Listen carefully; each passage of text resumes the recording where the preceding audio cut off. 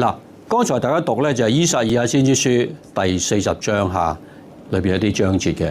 嗱，我哋知道依撒意亞先知咧係舊約裏邊一個好重要嘅先知嚟嘅嚇。佢對於默西亞嘅嚟臨咧做咗好多好重要嘅預言嘅嚇。呢一個就係其中一個啦。嗱，我哋睇睇佢講乜。你們安慰嗰啲百姓吧。你們的天主說，天主就係以色列人嘅安慰。有天主同在，佢心裏邊就有安全感，就感受到嗰份治療嚇。你們應向耶路撒冷說寬心的話，並向他宣告，他的苦役已滿期，他的罪債已清償，因為他為自己的一切罪過，以由上主手中承受了昌倍的懲罰。嗱，我哋知道咧喺舊約以色列人咧不斷背叛天主嘅嚇，不斷啊！最重要嘅背叛咧就係拜邪神，因為佢哋佢嗰個納克罕地咧有好多外邦人喺度住噶嘛。咁佢哋咧好多時咧又會跟隨外邦人咧拜邪神啊！拜邪神係對天主最重要嘅背叛嚟嘅啊，係最深嘅罪過嚟嘅。咁佢哋亦都因為呢個咁嘅罪過，同埋加上其他倫理道德嘅罪過咧，佢哋已經受咗雙倍嘅懲罰嘅啦。啊，最嚴重咧就係充軍啦，係咪啊？曾經譬如充軍巴比倫3次咁樣啊。咁所以咧，其實上主懲罰以色列人咧，唔係為咗放棄佢哋，啱啱相反，係為咗幫助佢哋，為咗拯救佢哋。因為如果佢哋唔受懲罰咧，佢哋唔知道自己錯。當一個人生活安逸嗰陣時，你感受唔到自己有問題嘅。唯有你面對好深重嘅生活上嘅挑戰啊、痛苦嗰陣時咧，你先會深遠反省自己嘅生活嘅。以色列人一樣啦，係咪啊？當佢受咗呢一個國破家亡嘅懲罰嗰陣時咧，佢就明白自己背叛咗上主啦。啊，而最深嘅背叛咧就係拜邪神啊。好，有一個呼聲喊住：你們在曠野中準備上主嘅道路，在荒原中為我們的天主修平一條大路。喺曠野啦，曠野就係嗰啲渺無人煙嘅地方。嗱，我哋知道咧，沙漠咧就係淨係得沙啫，寸草不生嘅。曠野咧就係冇沙漠咁嚴重，可能裏邊有石頭啊、有沙啊、有啲山啊咁樣樣。不過咧都可能有一啲仙人掌啊之類嗰啲好低級嘅植物嘅，但係都好難生活，因為咧裏邊冇水，好難揾到水源嘅，係咪啊？所以曠野係表示緊乜嘢啊？係表示緊我哋嘅生命咧處喺一個好艱難嘅階段啊，好似冇咗天主一樣，係咪？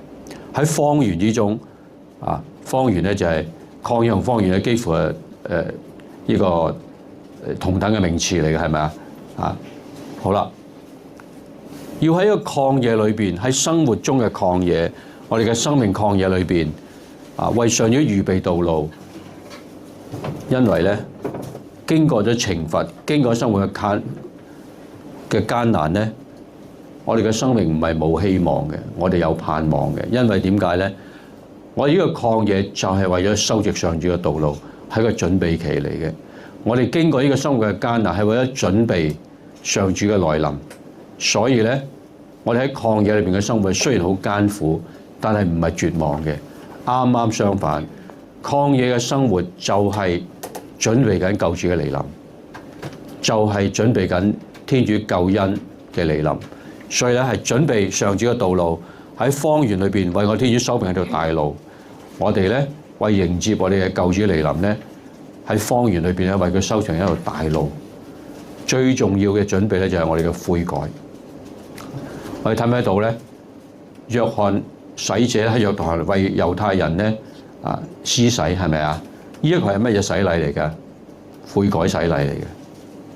因為如果人唔悔改咧，就同天主嘅國冇份嘅。縱然聖子已經降生，救主嚟臨咗，但係如果人唔悔改咧，同天主嘅國係冇份嘅。所以人最重要嘅準備就係悔改嚇。所以當以色列人佢哋認識到自己嘅生活嘅艱困，佢喺曠野裏邊，佢哋反省到自己犯咗好多罪，特別係背叛天主嘅罪，特別係拜邪神嘅罪、迷信嘅罪、拜偶像嘅罪。當佢深切反省自己嘅罪嗰陣時咧，佢依個悔改就係準備緊天主嘅嚟臨，睇唔睇到啊？嗱，所以咧，我哋唔好埋怨我哋生活上嘅艱困啊。其實有時生活上嘅艱困咧，為我哋咧係好處多過壞處嘅。如果你所有整個生活一帆風順嘅話咧，我哋會點啊？好自滿自得，以為自己好掂嘅。你有冇發覺當人咧樣樣順遂嗰陣時咧，佢好少祈禱嘅。但係當佢咧好大困難嗰陣時咧，佢日日都祈禱，時時刻刻都祈禱，係咪啊？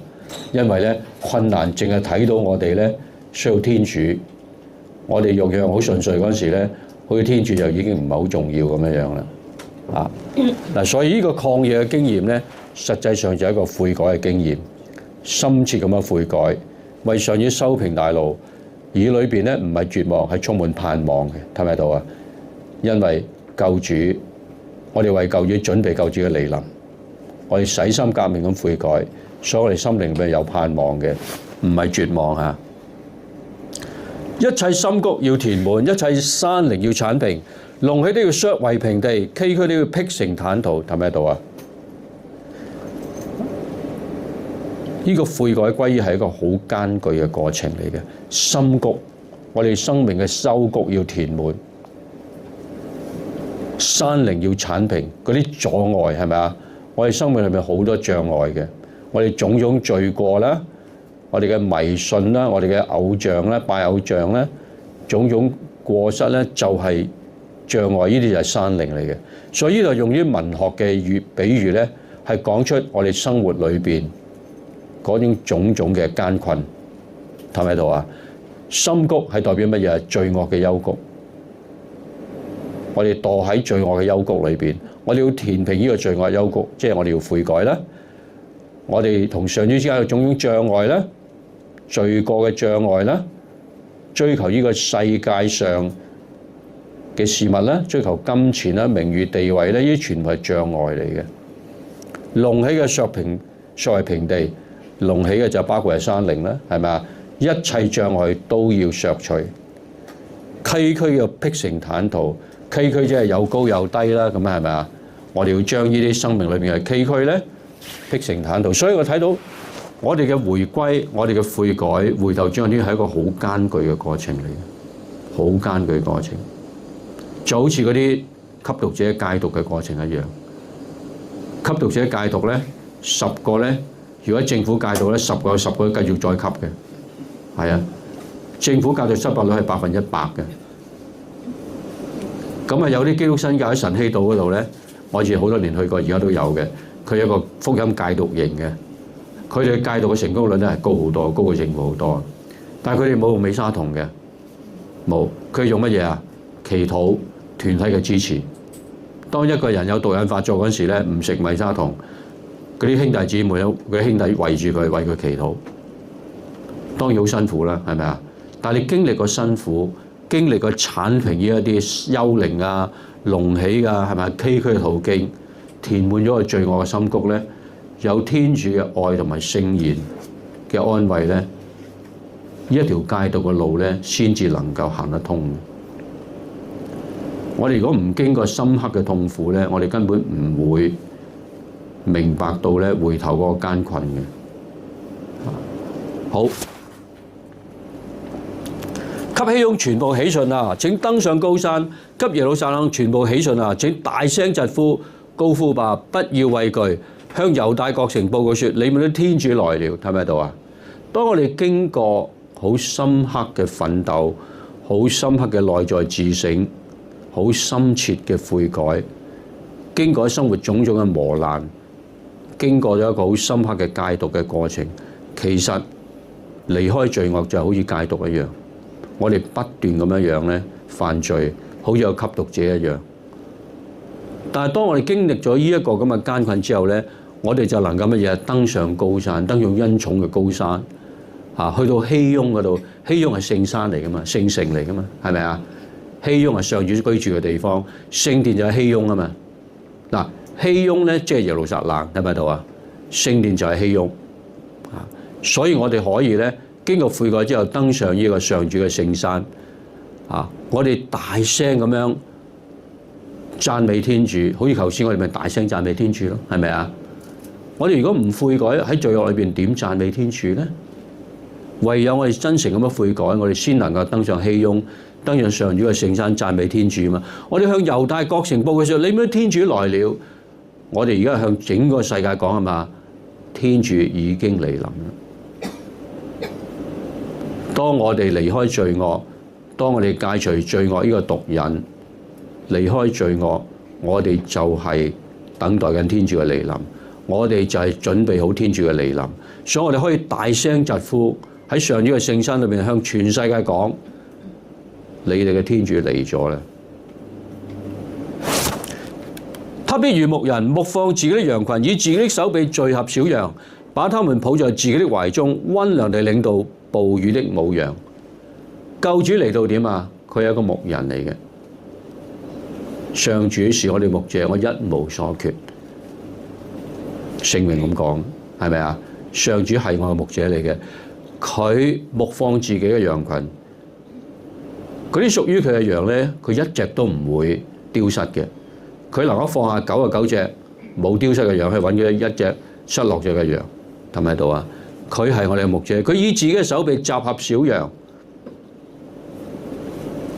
佢係好溫柔咁樣咧，懷抱每一隻小羊，集合佢哋，把他們抱在自己的懷中，因為佢真係愛佢啲羊。佢唔係一個專業嘅牧者，佢係一個充滿愛嘅牧者，睇唔睇到啊？佢唔係淨係做一個專業，唔係淨係一個職業。牧羊唔係佢嘅職業，因為佢愛佢嘅羊群。佢唔係為咗打工去牧羊，為咗打工去牧羊咧，對啲羊唔會有愛心嘅，只係搞掂佢啫，揾隻牧羊狗咧，吠下啲羊咁嘅啫，係咪啊？但係一個帶住愛嘅牧者咧，佢唔係為咗個職業，佢真係為咗愛啲羊群，溫良地領導哺乳的母羊，睇唔睇到啊？細嘅羊佢抱喺懷中，大嘅羊嗰啲哺乳母羊咧，佢領導。願意仰望上主的，必獲得新力量。嗱，頭先就係牧者與我哋同在啦，係咪啊？當牧者愛護嘅羊群，佢同佢羊群同在，呢個就有一個同在啦。願意仰望上主的，必獲得新力量，必能振翅高飛，有如兀鷹。兀鷹咧係嗰啲好大隻嗰啲鷹啊，係咪啊？個嘴咁樣彎嘅。嗰啲鷹好犀利嘅，可以捉嗰啲動物嘅，連隻山羊都可以，佢可以挑起隻山羊，唔係講笑嘅。隻鷹好勁，一條好大嘅蛇咧，佢都可以挑起嘅，佢嘅爪好勁嘅。疾馳而不困乏，奔走而不疲倦。你睇啲鷹飛，你就知道啦。啲鷹係唔使點拍翼嘅。啲鷹咧，佢哋一伸開個翅膀好大隻嘅，佢哋順住嗰啲氣流啊，同埋滑翔嘅。所以點解佢可以飛咁遠唔攰？因為佢根本唔使飛啊。佢順住氣流咧，佢因為佢嘅翼夠大啊嘛。麻雀仔咧，佢冇辦法滑翔，因為佢翼太細啊，佢要不斷咁樣拍嘅。但係嗰啲鷹咧就一伸個翼咧2-3米咁長啊，成2米嘅係嘛？根本可以滑翔嘅。佢哋唔使喐啊，就順住啲氣流咧，嗰啲熱流咧上升嘅順住啲熱流就可以滑翔啊。所以佢疾馳不困乏啊，睇唔睇到啊？好有力量，奔走而不疲倦啊！即係呢個表示乜嘢啊？我哋如果仰望上主嘅人，我哋投奔上主嘅人，我哋盼望上嘅人咧，係獲得力量，係咪？好似兀鷹咁樣樣，能夠振翅高飛嘅。因為呢個力量唔係嚟自自己，係嚟自天主，睇唔睇到啊？隻兀鷹嘅力量唔係嚟自自己，係嚟自嗰啲氣流。佢識得運用氣流，我哋都係。我哋有力量唔係因為我哋自己本身好有力量，係因為我哋有恩寵。我哋善用天主嘅恩寵咧，我哋就有力量咧，乘風而起啦，睇唔睇到啊？所以一個投奔上主嘅人，佢會得到好深嘅安慰，因為上主嘅恩寵咧係會包圍佢。上主嘅恩寵咧，讓佢就係佢振翅高飛嘅，睇唔睇到啊？你睇到舊約嘅先知以賽亞先知講咗咩啊？安慰啦、盼望啦、同在啦，睇唔睇到啊？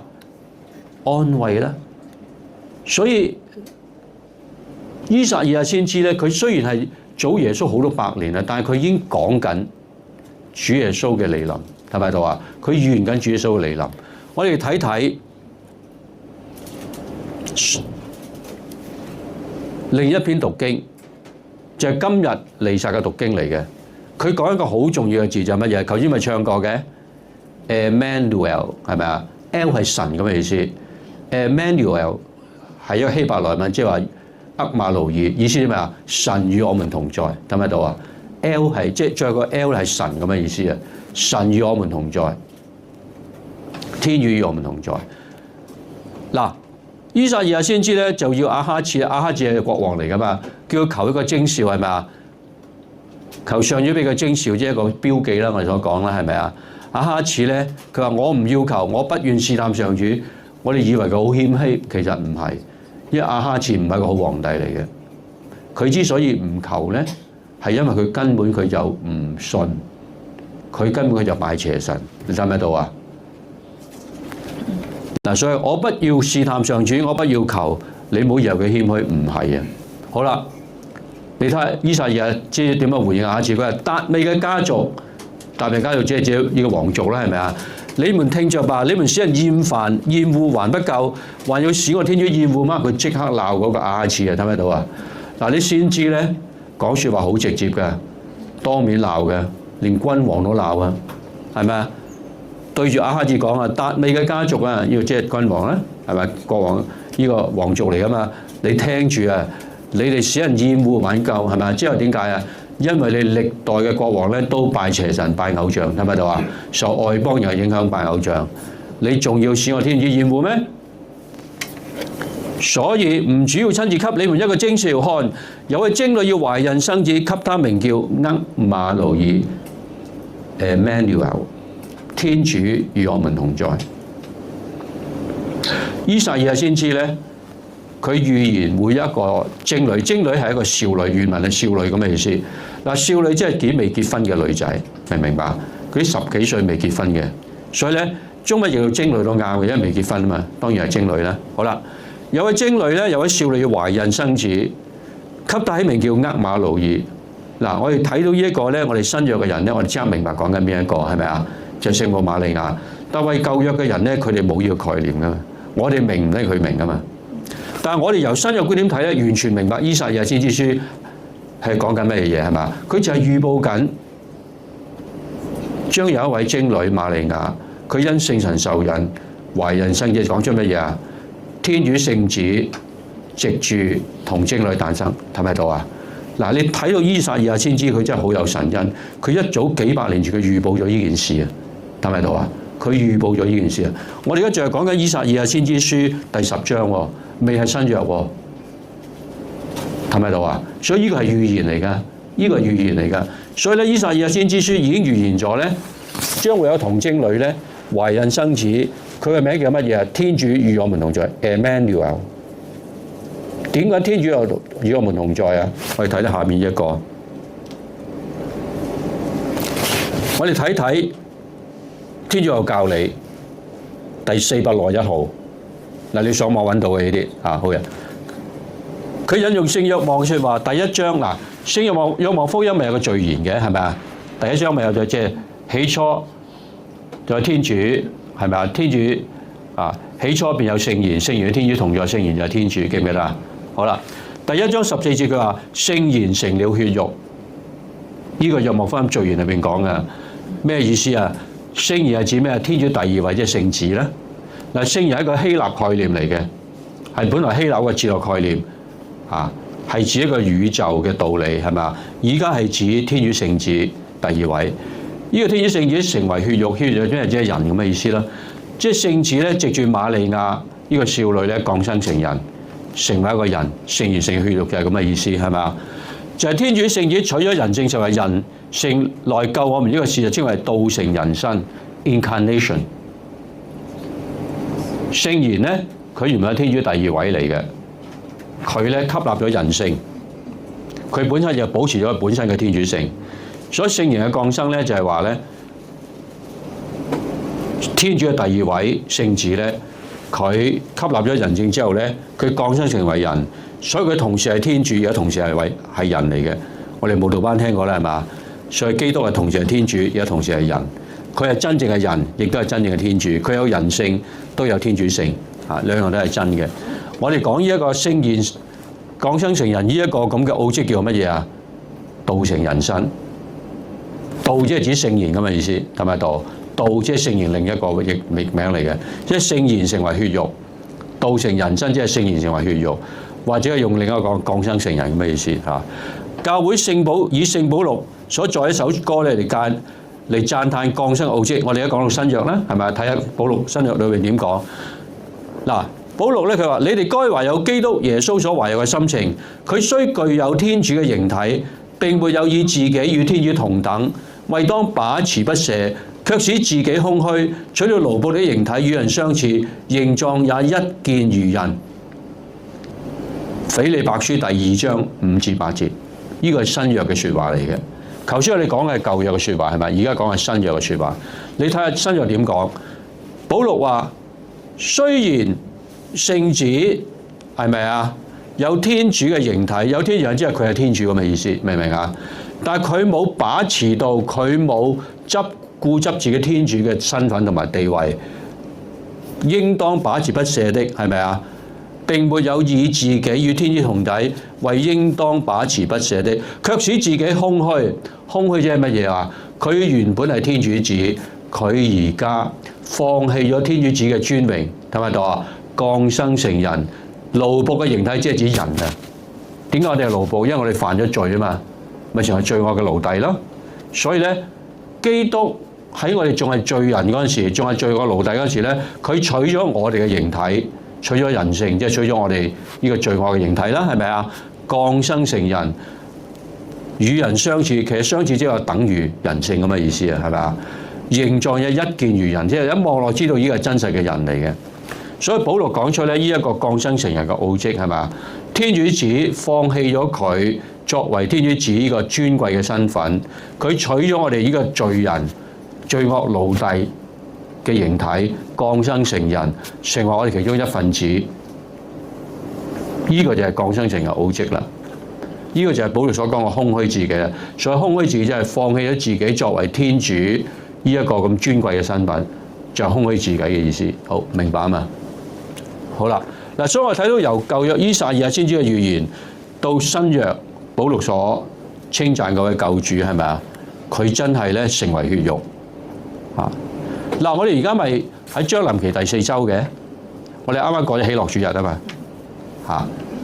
我哋咧聽日就係第4個主日啦，將臨期第4個主日啦。將臨期有咩意義啊？將臨期咧有2個目標，有2個意義嘅。第一，我哋紀念救主喺2000年前降生，呢個係事實嚟嘅，睇唔睇到啊？救主真係喺2000年前降生咗，無論舊約嘅預言、新約嘅解釋同埋教會嘅教導，我哋確定咗咧，救主喺2000年前降生，所以我哋要紀念佢嘅降生。所以將臨期其中一個就係紀念救主嘅降生。剛才大家咪講到宏福院嗰件事嘅係咪啊？而家政府話乜嘢都唔好慶祝啊嘛。嗱，不過我講俾你聽，呢一個係對聖誕節嘅錯誤嘅理解嚟嘅，啱啱相反，就係因為有宏福院嘅悲劇，先要慶祝聖誕。知唔知點解啊？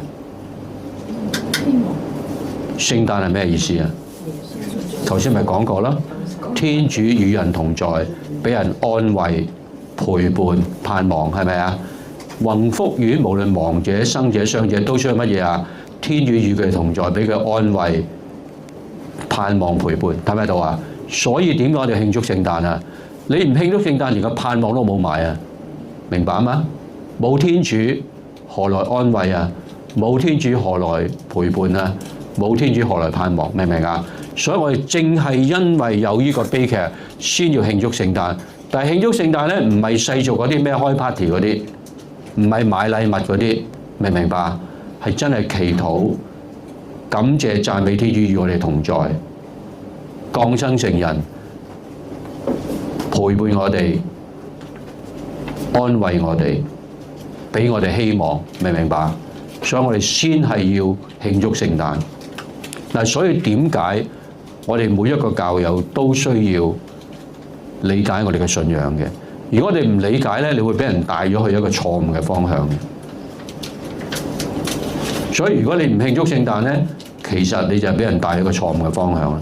我唔怪政府，因為佢唔識我哋嘅信仰嘅，佢只係用世俗嘅方式理解聖誕節嘅啫，睇唔睇到啊？但係我哋唔係用世俗嘅方式理解聖誕節，唔係狂歡舞會，聖誕節唔係購物，聖誕節唔係走去狂歡，唔係徹夜狂歡，明唔明啊？呢啲全部係扭曲咗聖誕節嘅意義嘅。聖誕節就乜嘢啊？主與我們同在，俾我哋最深嘅安慰，俾我哋盼望。所以我哋必須要慶祝聖誕節。就係因為有呢個悲劇，我哋更加要慶祝聖誕節，因為唯有我哋紀念救主嘅來臨，我哋嘅心靈先會得到治療。我哋有救主嘅同在，我哋先得到安慰。我哋有救主嘅同在，我哋先對生命有盼望。明唔明白？個災難已經過去咗，我哋翻唔到轉頭，但係我哋嘅生命就要繼續噶嘛。如果你生命冇咗盼望，我哋點活落去呢？睇唔睇到啊？離開咗個世界已經離開咗，我哋追翻唔到轉頭啦。但係生嘅人要繼續活落去噶嘛？睇唔睇到啊？冇主耶穌嘅同在，我哋點樣活落去呢？冇對未來嘅盼望，我哋點樣活落去呢？明白嘛？好啦，第二個，所以呢，第一，我哋紀念救主嘅來臨，因為佢嘅來臨就係與我哋同在。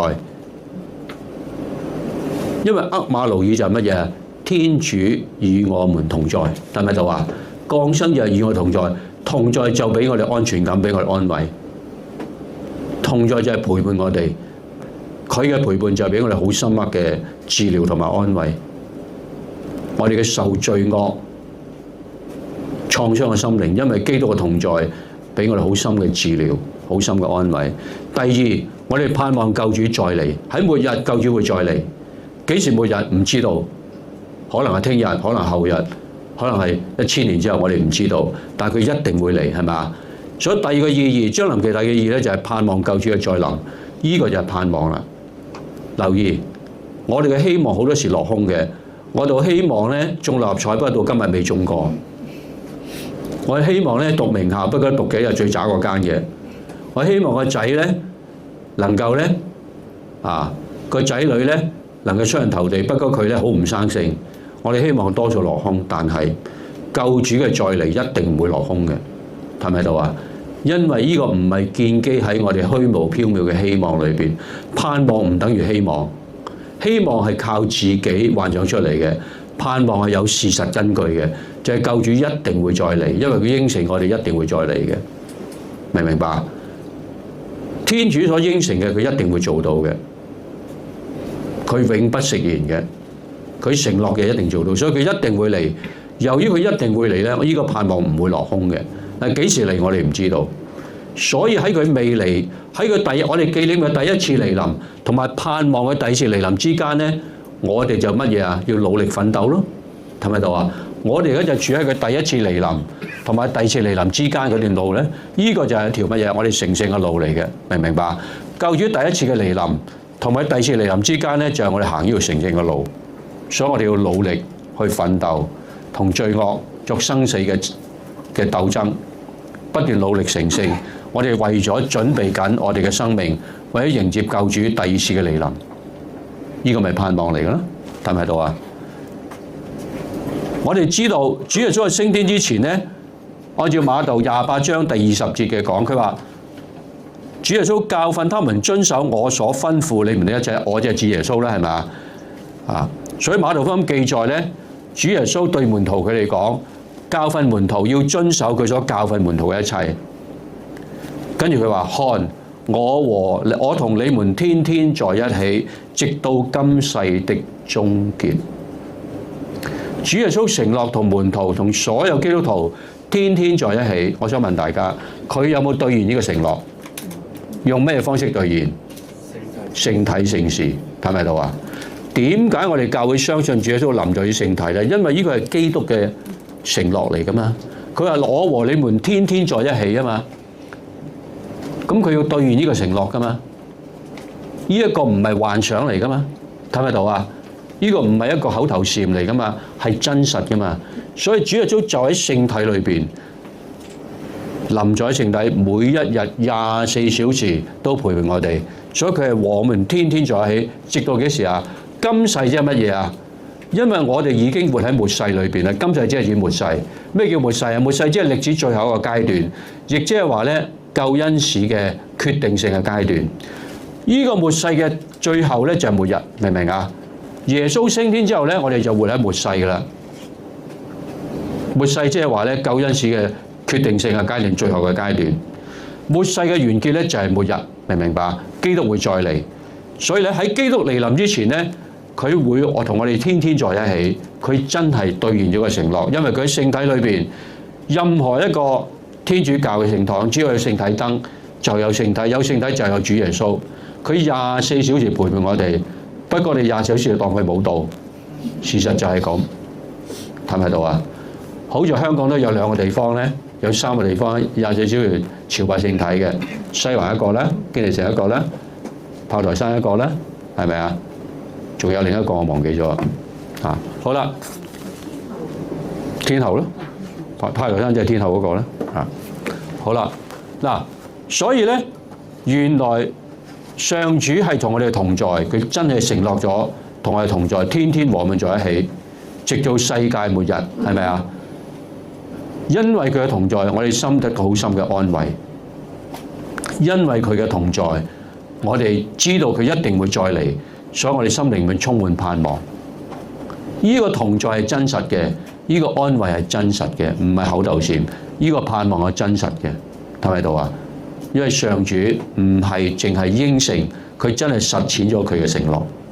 所以我做一個總結，主耶穌佢喺第一次嚟臨同埋第二次嚟臨之間咧，佢真係藉住聖體聖事，佢和我們天天在一起，佢與我哋同在，係咪啊？喺我哋生命最困難嘅階段，佢俾我哋安慰同埋治療。佢讓我哋知道咧，我哋有一日會見到佢嘅再嚟。我哋對佢嘅再嚟充滿盼望。呢個盼望咧係一定會實現嘅。但係我哋要為我哋每日做決定，因為主耶穌一定會嚟，佢一定唔會拋棄我哋。不過咧，我哋可能會拋棄佢嘅。睇唔睇到啊？主耶穌係唔會拋棄我哋嘅，但係我哋會拋棄佢。所以如果我哋而家唔好啲準備，主耶穌再嚟咧，我哋淨係將所有注意力放在呢個世界上，追逐呢世界上嘅成就啦、金錢啦、名譽嘅地位啦，追逐呢個世界上嘅嘢咧，我哋就等於將主耶穌置於次要啊！睇唔睇到啊？我哋已經決達咗咧，咁就等於拋棄咗主耶穌噶啦。所以主耶穌點講啊？佢話你先尋求天國同佢嘅義德，其他會賜俾你。你哋要做嘅就好簡單，唔使嘥時間送個仔女入名校嘅，唔使嘥時間追逐呢個世界上嘅成就。你只要追尋天國同佢義德，其他我會賜俾你。明唔明白？但係我哋大部分人都唔係咁做，我哋將99%嘅精力放喺追求呢個世界上嘅一切嘢，剩翻0.1俾主耶穌，係咪啊？仲係我哋咧？窮困潦倒嗰陣先投奔主耶穌，係咪啊？當我哋成功嗰時咧，我哋就忘記咗佢啦。所以我哋而家就要重新認識我哋嘅生命，我哋要為我哋生命每一個時刻都要做決定，以主耶穌為優先，一切都以主耶穌為優先，每一個抉擇都以主耶穌為優先。具體嚟講就係乜嘢啊？每日好好地咁祈禱，係咪啊？愛天主喺萬有之上，愛人如己，呢個就係主耶穌為優先嘅意思啦。我哋如果從來都唔祈禱，不斷犯罪，呢個就係乜嘢啊？拋棄咗主耶穌。如果你每日祈禱，抗拒罪惡，同罪惡作生死嘅鬥爭，愛主愛主愛人，呢個就係乜嘢啊？以主耶穌為優先。如果係咁嘅話咧，其他一切主耶穌自然會賜俾我哋嘅。我哋感謝讚美天主啦，佢藉住教會咧，俾我哋咁深嘅安慰，係咪啊？同埋咁強大嘅盼望，同埋知道佢嘅同在。感謝讚美天主。感謝天主。